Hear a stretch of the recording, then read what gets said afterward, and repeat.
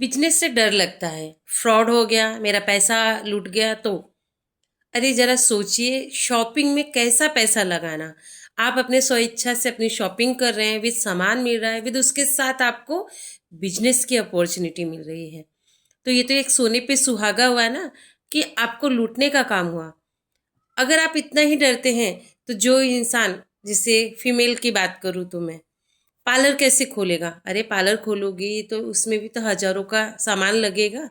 Stitching करोगी, हजारों की मशीन लगेगी, माल लगेगा, फॉल पिको वगैरह ये सब चीज़ें आपको जमा करना पड़ेगा। तब जाके आप स्टिचिंग करेंगे। उससे भी पहले तो सीखना पड़ेगा ना। कोई भी बिजनेस हो, सीखना पड़ेगा, पैसे लगाने पड़ेंगे, फिर करना पड़ेगा। मगर ऑनलाइन बिजनेस ऐसा है नहीं। खासकर जो मैं करती हूँ, मैं नहीं मानती कि सभी कंपनी के प्लान एक जैसे होते हैं और सभी सक्सेस होते हैं। ऐसा नहीं होता है। कुछ ही कम सक्सेस होते हैं।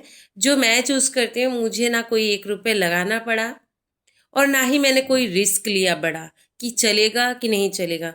मैंने जस्ट अपने आप को एक टाइम पास बोलेंगे या एक सीखने के तजुर्बे के हिसाब से मैंने इस बिजनेस को ज्वाइन किया।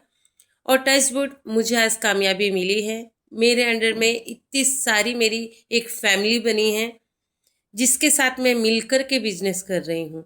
यहाँ पे ना कोई बॉस होता है और ना ही कोई लॉस होता है।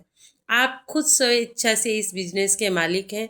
और मालिकपन से अगर जो कोई काम करता है, तो वो पूरी ईमानदारी के साथ करता है और सीख के करता है, और सामने वाले को उतनी ही ईमानदारी से सिखाता है, ताकि उसको भी बिजनेस में कोई तकलीफ ना हो। जरा सोचिए, अगर आपके सामने आपके ही जैसी एक और दुकान खुल जाए, तो कंपटीशन बढ़ जाता है ना।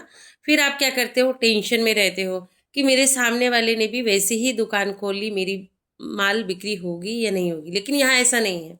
यहाँ हम खुद सामने वाले को लेकर के आते हैं, सामने वाले को अपॉर्चुनिटी देते हैं कि मैं जैसा कर रही हूँ वैसे ही सेम आप डुप्लीकेशन करिए। क्यों? क्योंकि आप जैसा उसको सिखाएंगी वो और आगे बढ़ेगा।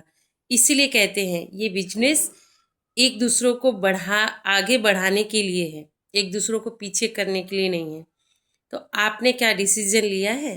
तो कमेंट में ज़रूर यस का आंसर लिखिएगा।